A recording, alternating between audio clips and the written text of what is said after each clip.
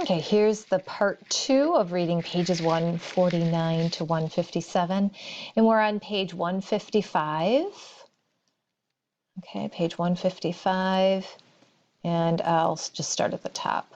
Lee's heart overflowed with shame. He bowed too, grateful for this opportunity to hide his face. At first, he did not even recognize the sound.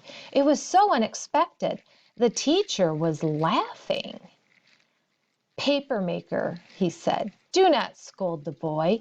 Courtesy is a great treasure, but even greater is loyalty. A son loyal to his father will become a subject loyal to his ruler." Renzu stammered. "An ignorant boy, if you will please forgive." "Ignorance can be cured," the teacher said. "My school is full of boys with the same disease, who care far less for their medicine." Renzu bowed again. "You do us much honor, too much honor. It is true, Lee has a great desire to learn, but he lacks the wisdom to accept his station in life. An education in the classics is impossible for such as us." The teacher stroked his beard. "Did not Confucius say a gentleman is known by his behavior rather than by his family?" He was silent for a moment. "I would like to find out what this boy can learn." Lee's heart rose. Was the old man offering to teach him? "I cannot pay," said Lee's father.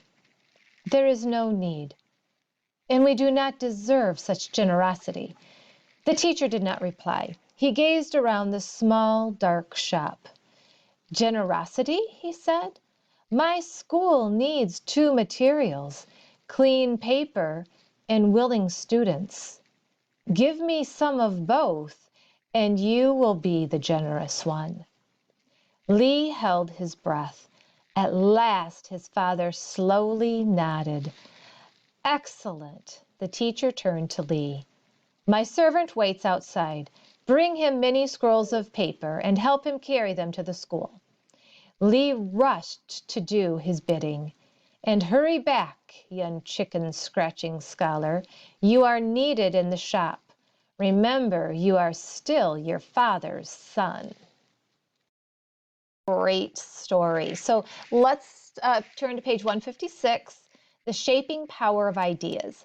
Lee was fortunate. He got the chance to follow his hopes and dreams. Lee admired knowledge and learning. He dreamed of becoming a scholar. He tried to realize that hope by listening to instruction and by diligently practicing in whatever moments he could seize the art of writing. These ideas, the importance of knowledge, learning, and diligence, are part of Lee, rooted in his mind and heart, but they and much else were deeply rooted in the culture of ancient China.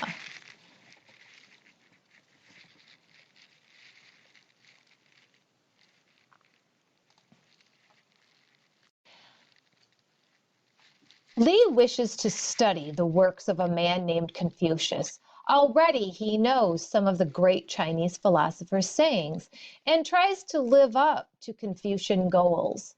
Do you remember what goal Confucius had for the behavior of sons toward their parents? Lee remembers that his father's only worry should be that his son might fall ill. Lee tries to improve his behavior to make his father happy. In the story, we see that Lee is a boy with a mind of his own. He doesn't rush right home after buying the millet, though he knows he should. He doesn't hold his tongue when the scholar insults his father, though perhaps he ought to. Lee has his own ideas and his own temperament, but many of his ideas and hopes, much of what he treasures, come from people who lived in China long before him. This is true of people in all times and places around the world. We are each of us uniquely who we are, with our own individual ideas and character. At the same time, we are shaped by the ideas and values of those who came before us. The period we are about to study was rich with important ideas. In China, the scholar Confucius, through his writings and teachings, influenced Chinese civilization for centuries to come. In India, the great religions of Hinduism and Buddhism emerged. These faiths are followed by more than 1 billion people today. In the Middle East, the ancient Hebrews wrote with tradition and started to follow not many gods, but one God. They left the world of unpredictable nature gods behind. In Greece, people developed a new appreciation for the human person, human reason, and human dignity. We are about to embark on a part of our human odyssey that is mostly an exploration of ideas, a journey to ancient civilizations in an attempt to find out what were they thinking. All right, and then take a look at some of these pictures on here as well.